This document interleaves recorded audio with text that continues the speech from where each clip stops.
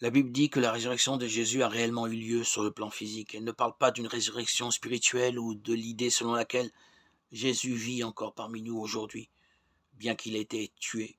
Au contraire, c'est littéralement son corps, précédemment crucifié et enterré, qui est bel et bien vivant. Et comment pouvons-nous savoir si cet événement a réellement eu lieu ou pas? Nous le savons de la même manière que nous sommes informés de tout autre événement historique sur la base de témoins crédibles prêts à se soumettre à un contre-interrogatoire. Tout comme un jury est convaincu par les déclarations de témoins qui tiennent bon face aux grilles du contre-interrogatoire.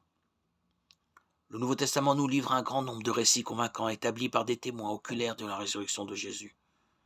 Toutefois, le contre-interrogatoire de ses disciples n'a pas été aussi facile que de faire face à un juge agissant dans le cadre de la loi dans une salle d'audience.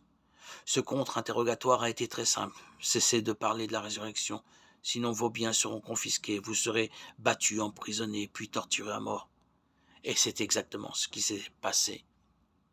Des 12 apôtres qui étaient les premiers témoins de la résurrection, 11 ont préféré subir des tortures avant d'être tués plutôt que de modifier leur témoignage.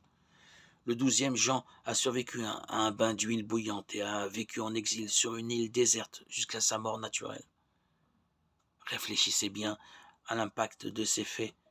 Ces témoins, des gens connus pour leur sincérité et leur intégrité, ont affronté cet ultime contre-interrogatoire. Et aucun d'eux n'a modifié son récit.